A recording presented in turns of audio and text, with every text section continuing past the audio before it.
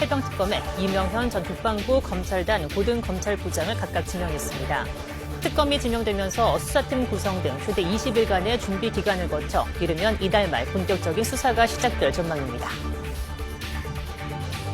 부동산 차명관리와 차명대출 의혹이 불거졌던 오광수 민정수석의 사의를 이재명 대통령이 받아들였습니다. 새 정부 고위직 가운데 첫 번째 낙마인데 대통령실은 공직기강 확립과 인사검증을 담당하는 민정수석의 중요성을 감안해 사의를 수용했다고 밝혔습니다. 충북과 세종, 전북 부안 지역의 집단 급식소에서 급식으로 나온 빵을 먹은 사람들이 잇따라 식중독에 걸렸습니다. 이 빵은 식품 제조업체인 마더구스가 제조하고 풀무원 계열의 푸드머스가 판매한 롤케이크와 초코 바나나 빵으로 식약처는 판매를 중단하고 회수 조치했습니다.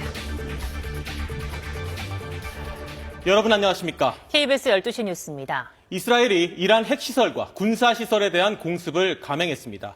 이란 핵 개발을 둘러싸고 긴장감이 높아지고 있는 상황에서의 선제 공격입니다. 네, 중동 정세가 일촉즉발 위기 상황으로 치닫고 있습니다. 김기수 기자의 보도입니다. 번쩍하는 섬광과 함께 불기둥이 솟아오릅니다. 테헤란 시내 외곽 곳곳에서 검은 연기가 피어오르고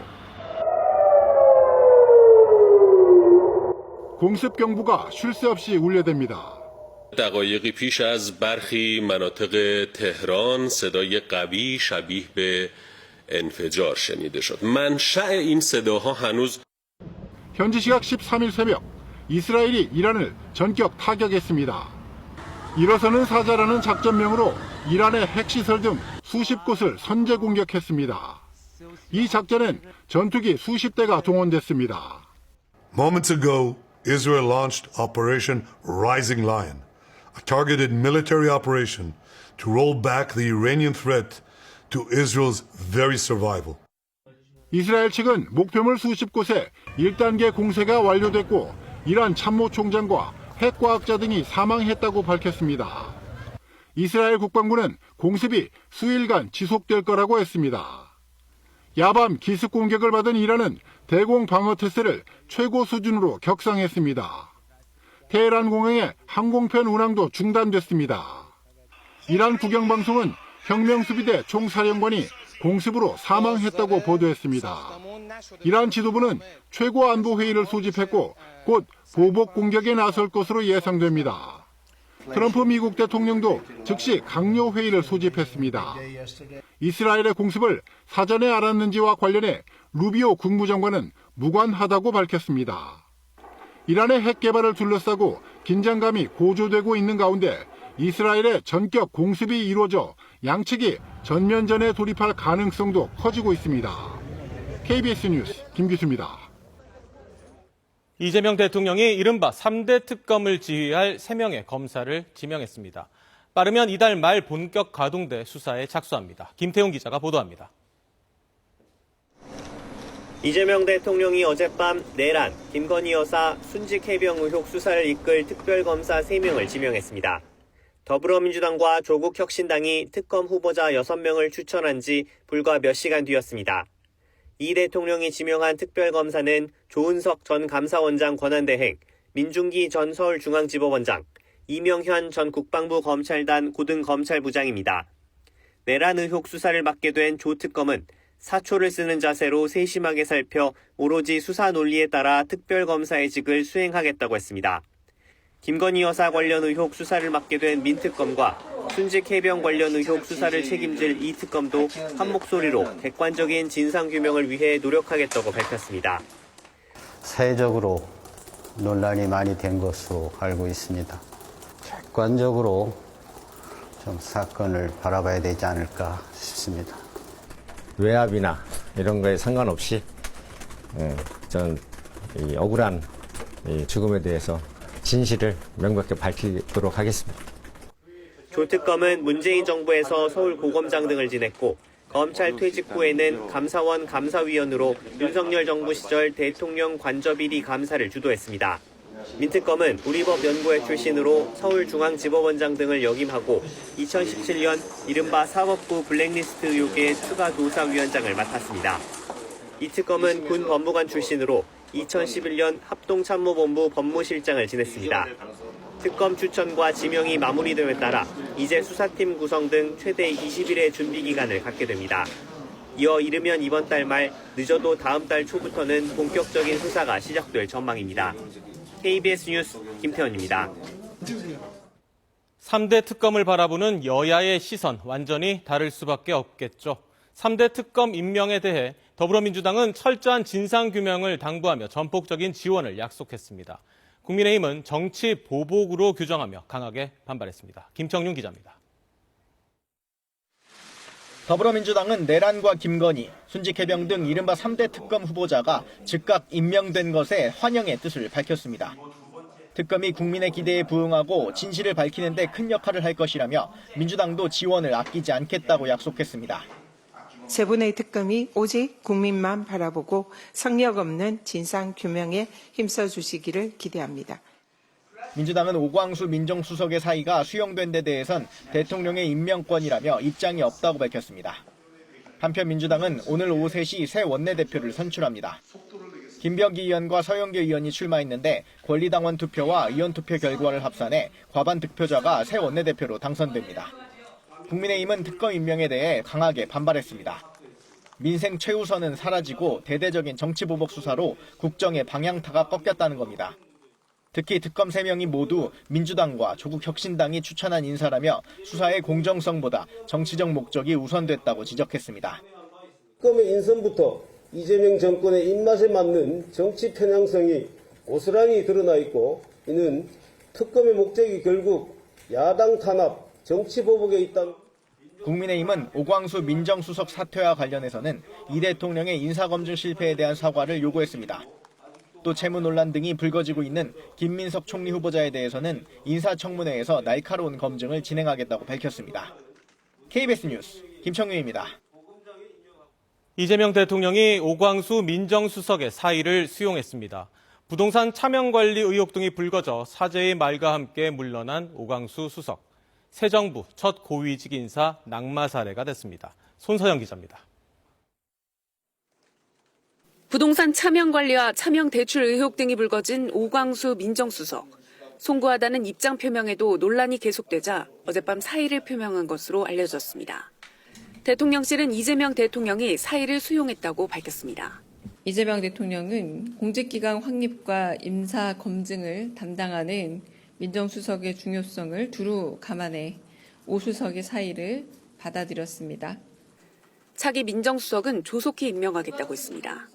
이재명 대통령의 사법개혁 의지와 국정 철학을 깊이 이해하고 이에 발맞춰 가는 인사로 조속한 시일 내에 차기 민정수석을 임명할 예정입니다. 임명 닷새 만에 물러나게 되면서 오 수석은 이재명 정부 첫 고위직 낙마 사례가 됐습니다. 대통령실 관계자는 본인이 국정에 부담을 주고 싶지 않다는 의사를 존중해 사의를 받아들였다고 설명했습니다.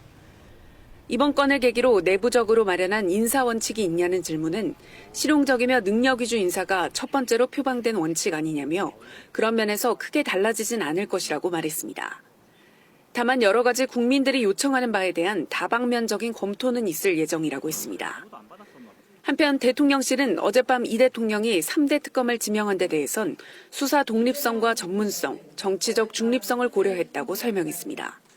그러면서 국민 눈높이에 걸맞는 신속하고 공정한 수사로 철저한 진상규명이 이뤄지길 기대한다고 밝혔습니다. KBS 뉴스 손서영입니다. 이재명 대통령이 오늘 오전 용산 대통령실에서 5대 그룹 총수와 경제 6단체장이 참석하는 경제인 간담회를 가졌습니다.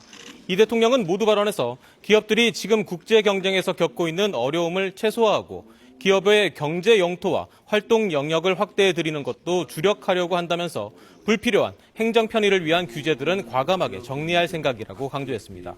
이어 새로운 정부는 국민들의 먹고 사는 문제, 민생 경제에 집중하려고 한다며 각별히 잘 부탁드린다고 덧붙였습니다. 대통령실이 이스라엘의 이란 핵시설 등에 대한 공습과 관련한 국내외 영향 분석을 위해 긴급 점검회의에 나섭니다. 대통령실은 오늘 낮 12시 30분부터 대통령실에서 경제안보 긴급 점검회의를 개최한다고 밝혔습니다. 앞서 이스라엘은 현지 시각 13일 새벽 이란 중부 나탄즈 핵시설을 포함해 이란 각지의 군사 목표물 수십 곳을 타격했다고 밝혔습니다. 인도에서 출발한 런던행 에어 인디아 여객기가 이륙 직후 추락했습니다. 200명 넘게 타고 있었는데 추락한 곳이 인근 주거 지역인 탓에 최소 290명이 숨졌다고 인도 당국은 밝혔습니다. 정지주 기자입니다. 이륙은 순조로워 보였습니다. 하지만 속도를 내지 못하더니 더 이상 상승하지 못하고 결국 추락합니다. 현지 시각 어제 오후 1시 38분, 인도 서부 아메다바드 공항에서 런던행 에어 인디아 여객기가 이륙 30초 만에 인근 주거 지역에 추락했습니다.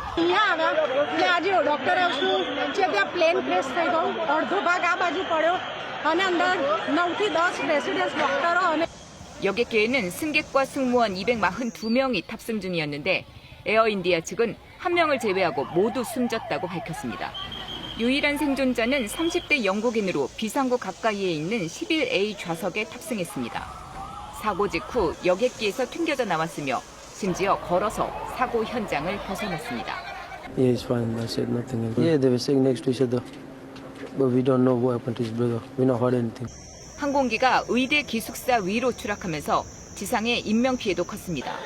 CNN 방송은 현지 보건당국 공식 발표를 인용해 이번 사고로 최소 290명이 숨졌다고 보도했습니다.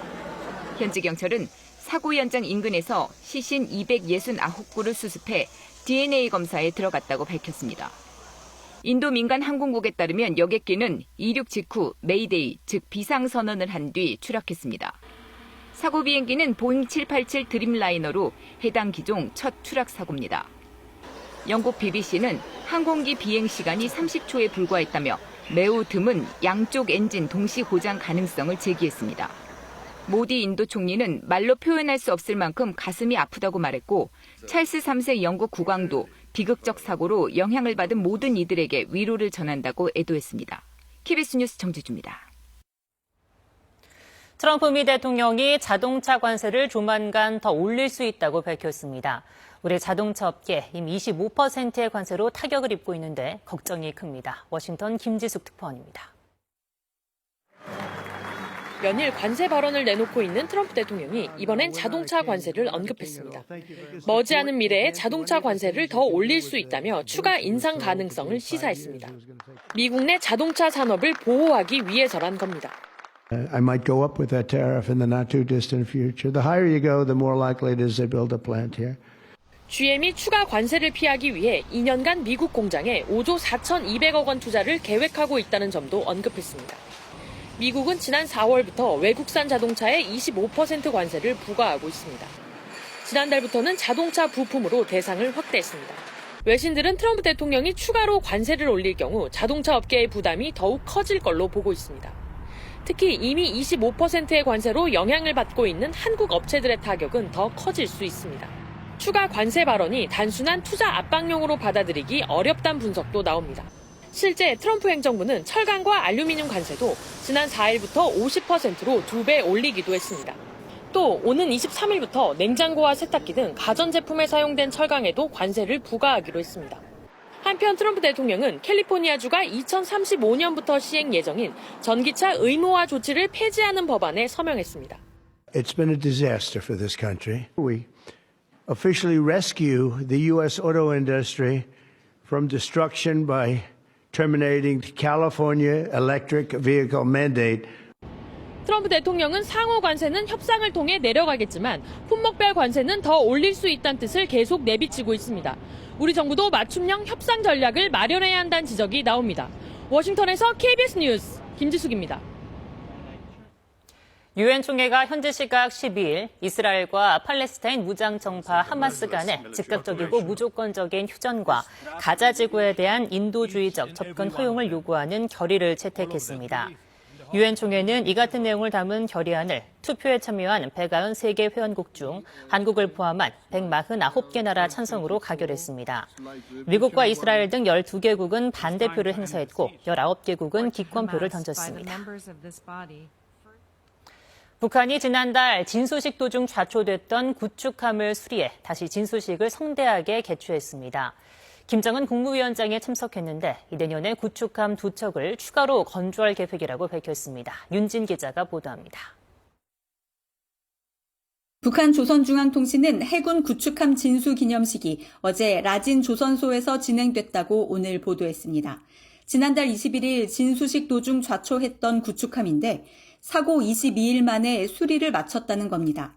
통신은 이 함정의 함급은 노동당 중앙군사위원회 명령에 따라 지난 4월 진수한 최현급이라고 밝혀 5,000톤급 구축함임을 확인했습니다. 한 명은 강건호로 명명됐습니다. 진수식에 참석한 김정은 국무위원장은 사고가 발생한 때로부터 2주일여 만에 함을 안전하게 물에 띄웠다며 계획한 바대로 당 중앙전원회의를 앞두고 완전한 복구를 마무리지었다고 말했습니다. 또 이 함은 내년도 중반기에 해군에 인도된다고 밝혔습니다. 해군력 강화 의지도 다시 피력했습니다. 김 위원장은 이와 동일한 급 또는 그 이상급의 구축함을 매해 2척씩 해군에 취역시키게 된다면서 내년에 5,000톤급 구축함 2척을 추가로 건조하는 계획을 공식 승인했다고 밝혔습니다. 이 같은 결정은 미국을 비롯한 적들의 위협에 맞서 자위권 차원이라는 점도 강조했습니다. 한편 강건호가 제대로 작동하는지 여부는 의문입니다. 청진에서 좌초된 뒤 수리를 위해 라진으로 옮겨졌는데 자력 항해가 아닌 예인되는 형태로 움직인 것으로 전해졌습니다. 우리군 관계자는 진수식 준비 정황을 사전에 포착했다면서 강건호가 일단 겉모습은 갖췄더라도 가동이 제대로 될지 알 수 없다고 말했습니다. KBS 뉴스 윤진입니다. 평화가 곧 경제라고 강조해온 이재명 대통령이 남북 간 소모적인 적대 행위를 중단하고 빠르게 대화 채널을 복구하겠다고 밝혔습니다.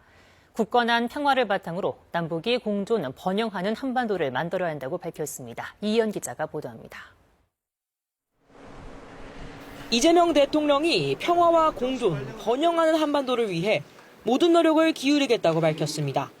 이 대통령은 어제 6.15 남북 정상회담 25주년 행사에 우상호 정무수석이 대독한 축사를 통해 이같이 밝히고 소모적인 적대 행위를 중단하고 대화와 협력을 재개하겠다고 말했습니다. 이를 위해 중단된 남북 대화 채널을 빠르게 복구하겠다고 했습니다. 적대와 대결을 화해와 협력으로 전환하고 한반도의 군사적 긴장 완화와 평화 분위기 조성에 힘쓰겠습니다. 평화가 곧 경제라며 우발적인 충돌을 방지하고 긴장을 고조시키지 않는 위기관리 체계를 복원하겠다는 의지도 밝혔습니다. 평화로운 한반도를 만드는 것은 새 정부의 중요한 과제입니다. 평화가 흔들리면 경제도 안보도 일상도 흔들린다는 것은 역사적 교훈입니다. 이 대통령은 지난 3년간 한반도의 시계가 과거로 급격히 퇴행했다며 다시 6.15 정신을 온전하게 이어가야 한다고 강조했습니다. 한반도 리스크를 한반도 프리미엄으로 바꾸는 게 남과 북 모두를 위한 길이라고 했습니다. 한편 윤석열 정부에서 임명된 김영호 통일부 장관은 3년 연속 기념식에 불참했으며 별도의 통일부 메시지 발표도 없었습니다. KBS 뉴스 이희연입니다. 우리 군이 대북 확성기 방송을 중단하자 북한도 반나절 만인 어제 대남 소음 방송을 끄며 즉각 호응했죠. 그간 소음으로 고통받아왔던 접경 지역의 주민들은 오랜만에 조용한 일상을 되찾았습니다. 이채리 기자가 현장을 다녀왔습니다. 강 건너 북한 땅이 보이는 김포시 월곤면. 북한의 대남 방송을 가까이서 들어야 했던 곳이지만 어제 하루는 조용했습니다. 대북 확성기 방송을 멈추자 북한도 대남 방송을 중지한 것으로 보입니다. 정신이 없더라고 시끄러워서 잠을 못 잤는데 무슨 일인지 나오지가 딱 그쳤어요. 진짜 조용해요. 차로 1시간 거리에 있는 또 다른 접경지 마을을 찾아가 봤습니다. 대남 방송 소음이 이어지던 마을엔 풀벌레 소리가 들리기 시작했습니다. 어저께 밤에는 소리가 안 나니까 오늘 정말 어저께 잠을 조금 잤어요. 밤낮을 가리지 않던 소음 탓에 수면 부족에 시달리고 축산업 피해까지 보았던 강화에도 변화가 있었습니다. 지난해 9월 강화군의 한 마을엔 쇠 끓는 소리인지 귀신 소리인지 모를 대남방송 소음이 들렸지만 어제는 시원한 바람 소리만 들렸습니다. 그제 밤에는 한때 괴이한 소리 대신 노래 소리가 나오기도 했다고 합니다. 우리는 이제 가까우니까는 나는 이제 좀 미세하게 좀 들었어요. 그리고 이제 오늘 아침에는 이제 완전히 이제 중단이 되고.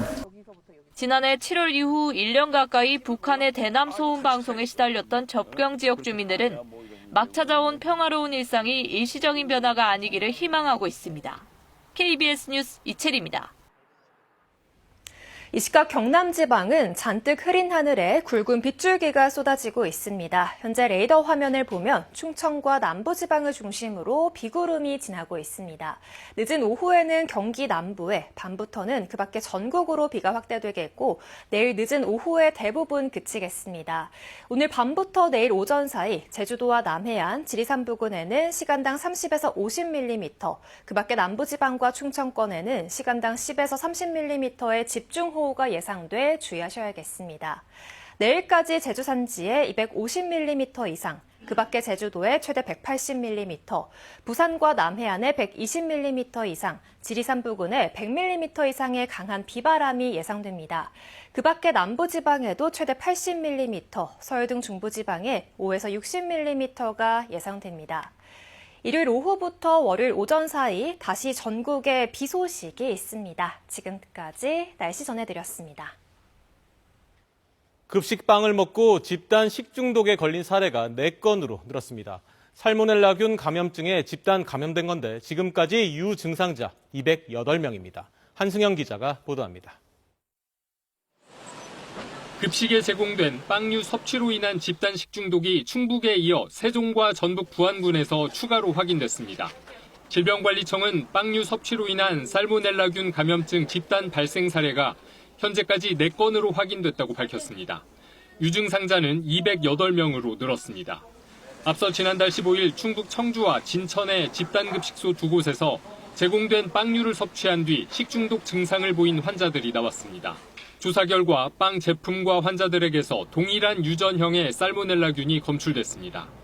이어 지난달 15일과 16일 전북 부안과 세종에서도 해당 빵 제품과 연관된 것으로 추정되는 추가 식중독 사례 2건이 발견됐습니다. 빵 제품은 고칼슘 딸기크림 롤케이크와 고칼슘 우리밀 초코 바나나빵으로 식약처는 판매를 중단하고 회수 조치했습니다. 식품 제조업체인 마더구스가 제조하고 풀무원 계열 푸드머스가 유통 판매한 것입니다. 질병청은 해당 제품이 납품된 다른 시설들에 대해서도 추가 유증상자 발생 여부를 모니터링하고 있습니다. 최근 기온이 올라가면서 살모넬라균 감염증 발생이 증가하는 추세입니다. 살모넬라균 감염증은 균에 오염된 음식 섭취를 통해 발생하며 주로 덜 익힌 달걀, 가금류를 통한 전파가 많습니다. 조리할 때 75도 이상에서 1분 이상 충분히 익혀 먹어야 합니다. 질병청은 교차 오염을 막기 위해 달걀을 만진 뒤에는 손을 깨끗이 씻어야 한다고 강조했습니다. KBS 뉴스 한승현입니다. 오늘 아침 출근 시간대에 경의중앙선 행신에서 서울역 구간에서 열차 운행이 중단돼 시민들의 불편이 이어졌습니다. 근처 아파트 이삿짐 사다리차가 선로 쪽으로 넘어져 일어난 사고였습니다. 현재까지 복구 작업이 진행되고 있습니다. 이호준 기자입니다. 길이 40m가량의 사다리가 철도선로 전기공급선 위에 걸쳐져 있습니다. 사다리차는 도로에 쓰러져 있고 사다리는 맞은편 주택가까지 덮쳤습니다. 오늘 오전 8시 20분쯤 서울 서대문구 연희동의 한 아파트에서 작업 중이던 이삿짐 사다리차의 사다리가 갑자기 선로 쪽으로 쓰러졌습니다. 사다리가 인근 경의중앙선 가좌 신촌구간 선로의 전기공급선에 닿으면서 전기공급 장애가 발생했습니다. 이로 인해 서울역에서 행신역 사이 KTX와 일반 열차, 경의중앙선 등 전동열차의 양방향 운행이 중단됐습니다. 소방당국은 사다리차 전복사고로 인한 인명피해는 없지만 인근 주택의 태양광 패널, 지붕 등이 파손돼 재산 피해가 발생했다고 밝혔습니다. 한국철도공사는 대응팀이 출동해 사다리 절단 작업을 하고 있다고 밝혔습니다. 관련 작업에 최소 5시간 이상 걸릴 것으로 예상돼 이 구간 열차 운행 재개도 시간이 걸릴 것으로 보입니다. 그러나 서울역과 용산역에서 출발하고 도착하는 열차는 정상 운행 중이라고 덧붙였습니다. 이 사고로 출근 시간대 열차 운행이 중단돼 시민들이 불편을 겪었습니다. 서울시도 안전문자를 통해 경의중앙선의 가좌역에서 신촌역 구간 사다리차 사고로 양방향 통제됐다고 알렸으며 열차 이용 전 운행 상황 확인을 당부했습니다. KBS 뉴스 이호준입니다. 기업 회생 절차를 밟고 있는 홈플러스 측이 회사 매각을 추진한다고 밝혔습니다. 노조와 입점업체 등은 대주주인 MBK 파트너스가 무책임한 탈출을 하고 있다고 강하게 반발했습니다. 조지영 기자가 보도합니다. 기업 회생 중인 홈플러스에 대한 3일 회계법인의 조사보고서. 홈플러스가 사업을 계속할 때 얻을 수 있는 가치는 2조 5천억 원인데 반대로 홈플러스가 사업을 접고 자산을 처분할 때 확보할 금액은 그보다 1조 2천억 원이 더 크다고 평가했습니다. 청산 가치가 더 크다면 법원은 회생 절차를 폐지할 수 있습니다. 결국 홈플러스는 M&A를 통해 새 주인을 찾아 회생에 나서기로 했습니다. 노조와 입점업체 등은 반발하고 나섰습니다. 대주주인 MBK 파트너스가 직접 투자 등 자구 노력 없이 M&A로 탈출하려고 한다는 겁니다. 홈플러스는 고용 승계를 조건으로 매각을 진행할 계획이라고 밝혔지만 불안은 가시지 않고 있습니다. 점포 매각, 사업부 분할 매각, 또다시 사모펀드에 매각하는 방식으로 홈플러스를 완전히